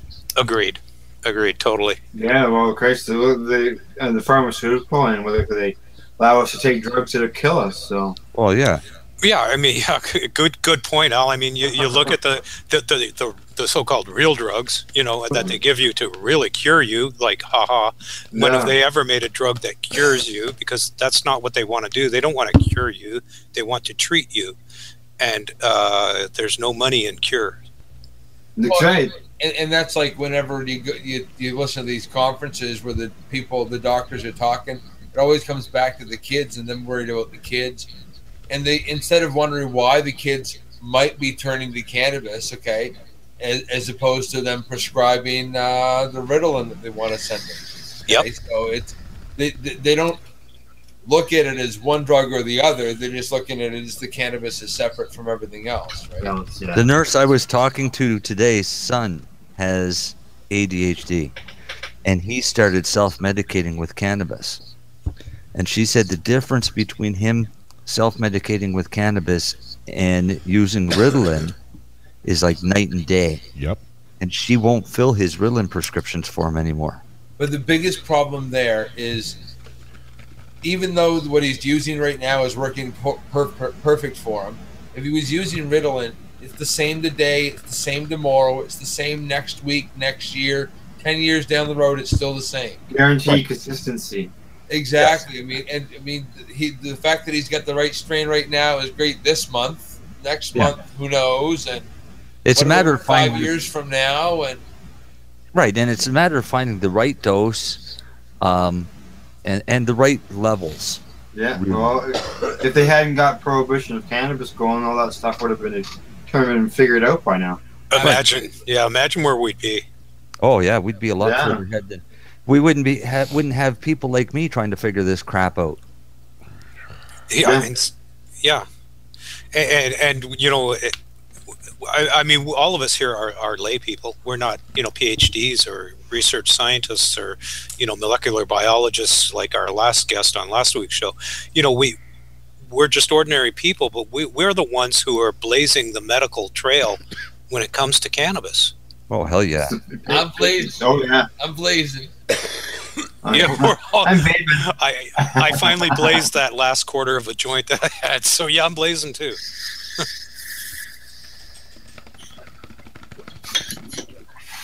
Let's all blaze. There's somebody's blazing there, that's for sure. This would actually be a good segue to talk about clinical trials. Yes, go ahead. So, while we're at it, I am looking for patients. And I need patients that have valid Canadian medical cannabis authorization, whether it's MMAR, ACMPR, Section 53, a note from your doctor. I don't really give a shit. If your doctor says that you're allowed to use cannabis, then that's all it's required. Well, that's all it's required. Is it for a specific condition, or? Yeah, I'm looking for people with arthritis and fibromyalgia and spinal cord injuries. Oh, well. I have someone with arthritis. I got one for you. Well, I've got free medicine for them for a couple weeks. Deb has arthritis really bad. She's got one hip already replaced, and the other one's going to be replaced probably in the next couple of years. All right, so the only rule is she can't ingest any cannabis products during the trial. She can smoke and vape all she wants. She just can't ingest anything except for what we send her. Okay. I think she'd be happy to do that. Cool. Are you talking? Is this a double blind where you got placebo and the real deal? Yes. Oh. Yeah. Can you make sure she gets the real deal? Regardless, unlike pharmaceutical company, how we're doing it is if the patient gets the placebo, as soon as that initial trial ends, they're going to get the medication as well. So they're going to get followed twice. Oh, okay. All right. So regardless whether or not you get the placebo, you're still going to end up getting the medication to try and report back. How long are they taking the placebo? 2 weeks. Or the real thing, when, you know, the trial is for 2 weeks? 2 weeks. Well, that's not too bad. I think, you know, I mean, you still get the vape and stuff like that. Yeah, so. You can still vape and smoke. You just can't eat any brownies or anything like that. Yeah. You just stay away from any ingested products. What about topicals? You wouldn't have to stay away from topicals, right? Don't have to stay away from topicals, no. Yeah. Yeah, so, you know, that would be I know she uses a lot of the topicals for her arthritis. But would it be better if she didn't, in order to clearly understand any effects? That's what I'm thinking too. In all honesty, that would really be her call, and I don't like it. It's not a requirement, but I don't want to give too much away of what happens. But at the same time, you don't want to mask the beneficial results, right, with another product, right? Ideally, what I would suggest is she goes without it for a little bit, just to see, or stops using it for a bit to see. And what she may realize is that she doesn't need it anymore if she gets the real deal. Yeah. Our friend Edwin in the chat has asked, where is the trial? Is this could be for anybody across Canada? Any Canadian. We'll mail it to you. Any Canadian with a license, right? With an ACMPR or MMAR, right? With a valid license, yeah. Yeah. It's pretty easy. You just contact me on Facebook. I'll send you some information. You fill it out and send it back as an email with a copy of your... Okay. And what's your full name, Marcel? Marcel Gignac, Gignac. Giggles. But capital Giggles. I'm tagged in pretty much every 420 post out there, so... That's true, but if people want to PM you, they got to know your last name. So yeah. It's Marcel Gignac. Yeah. Or they can go to the Cannabis Technologies. Cannabis.ca. And that's spelled with a K. K. Cannabis.ca. And do you have a contact us button there? Yes, I do. Okay. He's got a frog on his cannabis. There's also a link from both our websites. Yeah. There you go. There you go. Yeah. So people can find you. And free medicine. Who can argue with free medicine? What it is, it's part of our patent process. And we're running preclinical trials so that once the patent goes through, then we can start. We have enough evidence to start a full clinical trial with 300 or 400 candidates. And can I ask $100 million? Can I ask? Is there any government approval required for this, or any government involvement? Not yet. Not yet. No. You think do you want to talk about that? I mean, do you think you'll get that, or? Well, what we've done is the initial patents filed in the U.S. because they have the hardest patent process to get through. Once the patent is secured for the U.S., then we can patent it in pretty much any country. But the end goal is to get a DIN number. Right. But that would involve some sort of government approval, right? Oh, yes. Yeah. But by working on this now and with so many countries around the world talking legalization. Yeah. Because we normally concentrate on Canada, but we've got to look at, we've got Uruguay, we've got Portugal, we've got Jamaica, we've got Colombia, Spain. Yeah. So it's right? it's not an if, it's a when. Right. Oh, yes. So it's a matter of us being ahead of the game by being ready now for the when. Right. And we're all preparing for the when. Spring 2079. Eventually. No, that's even before then. Eventually, the World Bank and the UN will both succeed and state that we can't control it, let the people have it, and they'll become heroes for letting us have it. But we'll get our cannabis back. It's just a matter of hanging in there, folks. Yeah, we've hung in there long enough, I think. Yeah. But, I mean, everybody was talking about being upset with pipelines and things like that.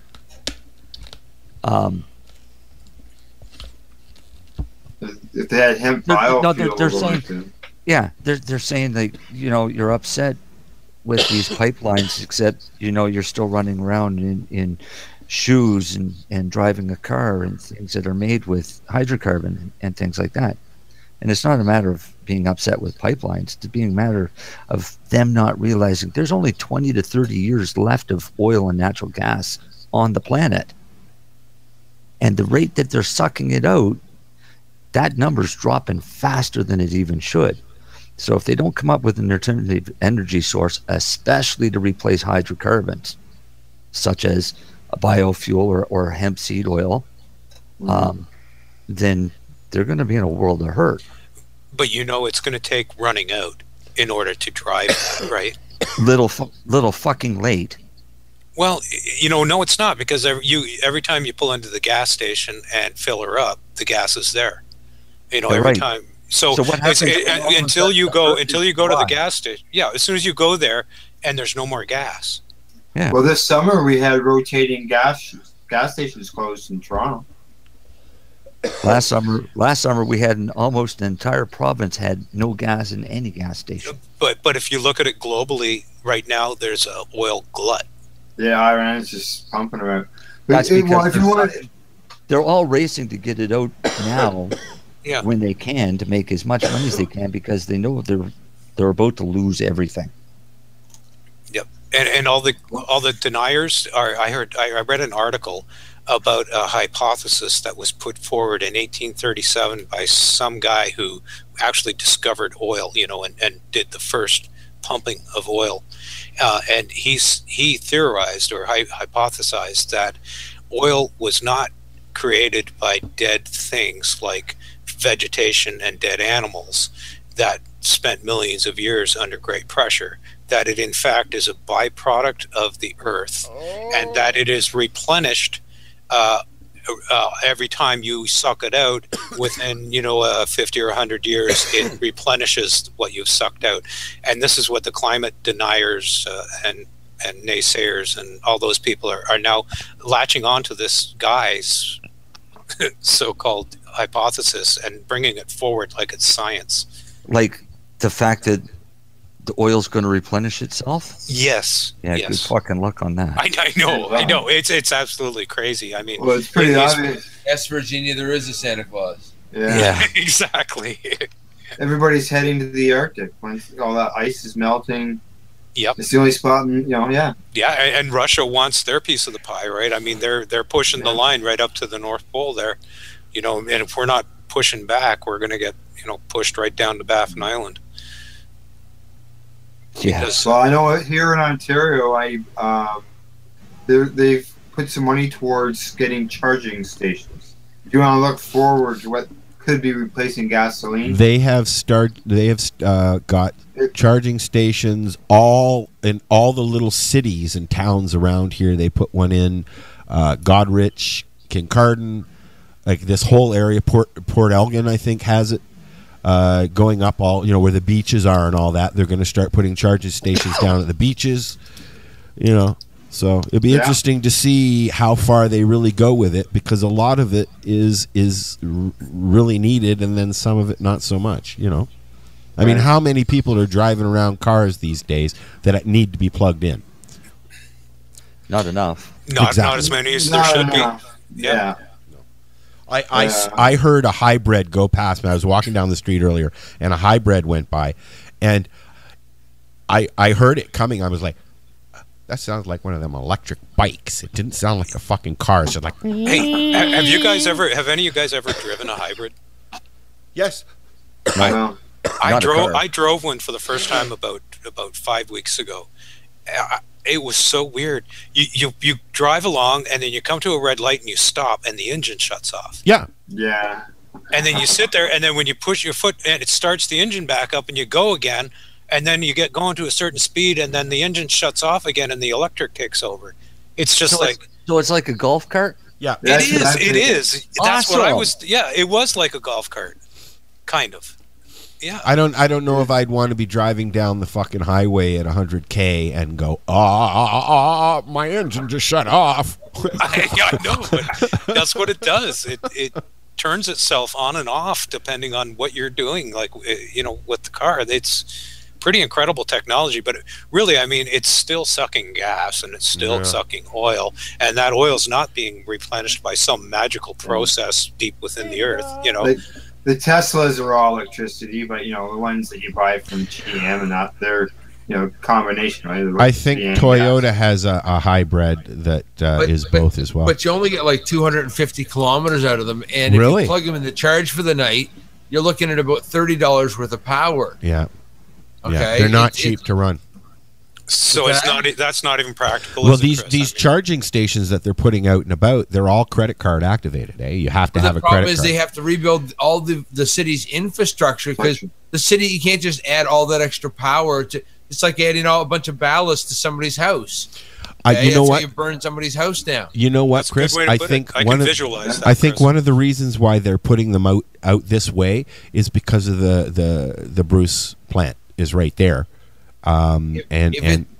If it sucks enough power that it burns $30 worth of juice overnight, okay, your little wheel on your house is going to spin like a fan. Well, okay, but let's just back up. Smart. How many kilometers? Is going to tell people you got to grow up.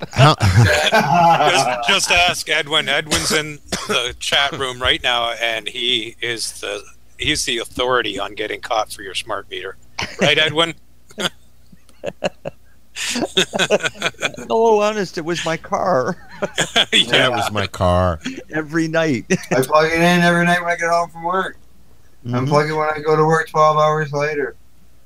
Yeah, and I think it's not something you can't just, I'm going to go here and then I'll just plug in for an hour and then drive back home, because it takes 8 hours to charge those things, at least. So, like, you couldn't even drive into the city and back. Well, I mean, in a hybrid you can, of course, but in an electric, I don't know how far you'd actually get.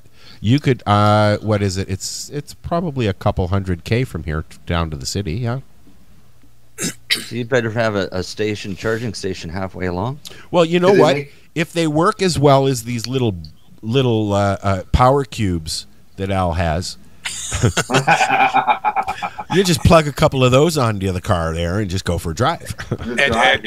Edwin just made a comment in the chat room. He says, "Stupid smart meters." Stupid meters. Yeah, they just put one on. There's a smart meter just beside my window here. They just put one on during the summer, and they didn't even put it inside because there's no cell signal. That's what the guy said. I said, "How come you're putting it outside?" He says, "There's no cell signal inside."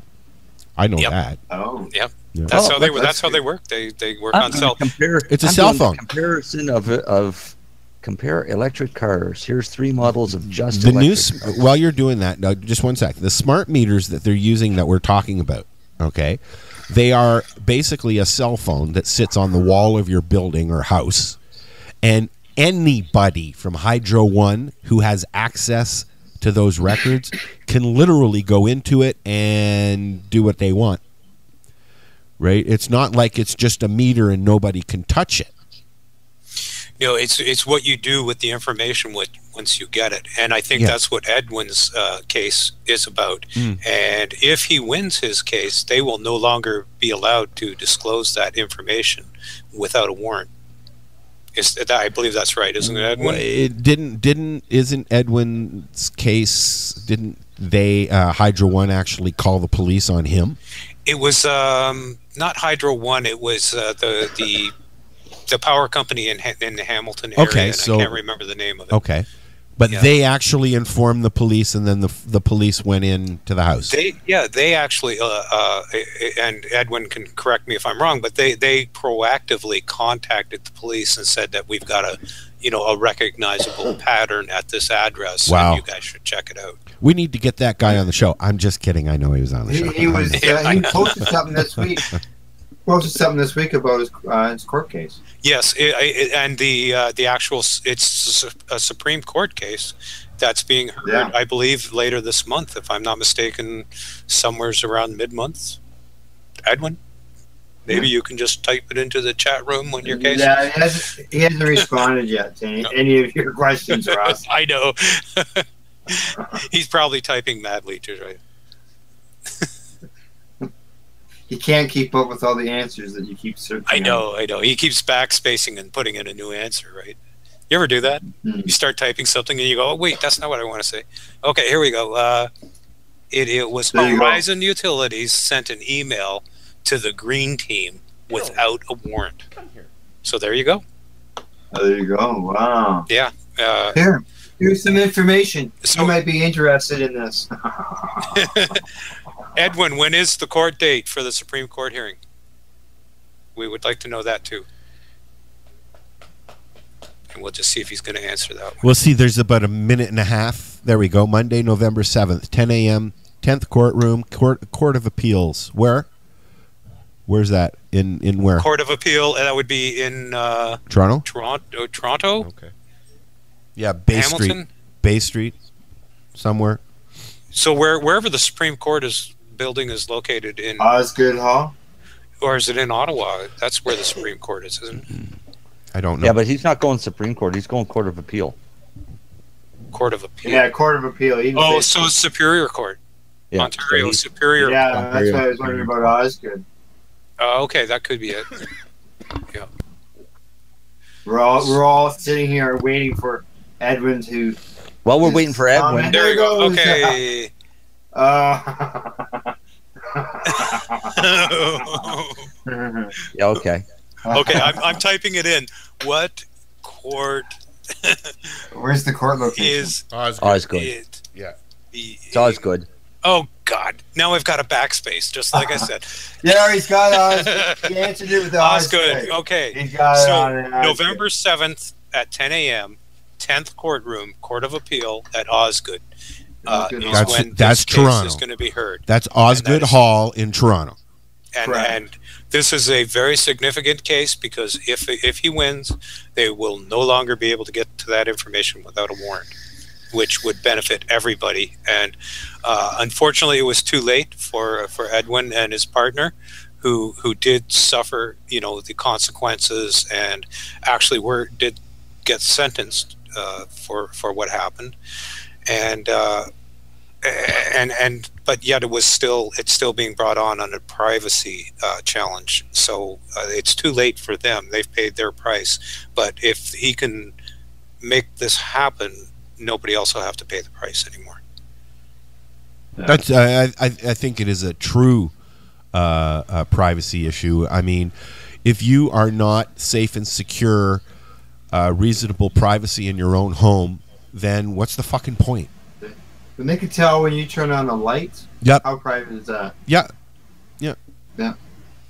I heard Paul Lewin, when Paul was on your show, you guys discussed a little bit about that. That's right. Paul is Edwin's lawyer. Right. Yep.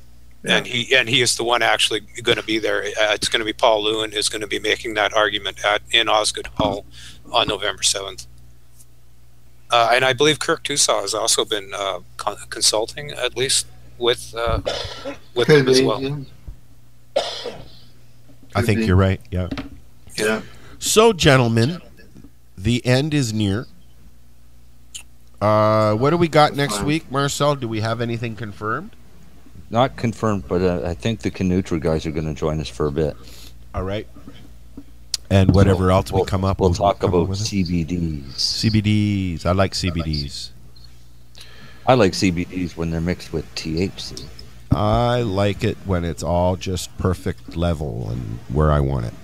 That's where I like it. I like the broad spectrum of cannabinoids. I just like broads. On that note, on that note, I decided that the last song of the evening. Because I got high. No. Oh. Thomas Dolby, She Blinded Me with Science is the 420 radio show. We're out of here. There you go. Dolby, She Blinded Me with Science is the 420 radio show. We're out of here. This is Bubbles from the trailer park, and they're playing some fucking excellent music on lifestyleradio.ca. I hope I didn't sound too nervous there. Please hang up and try again.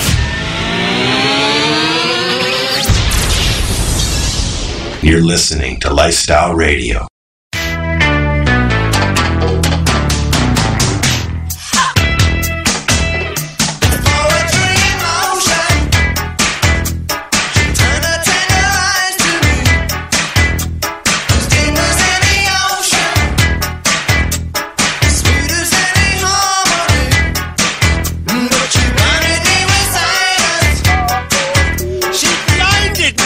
Science.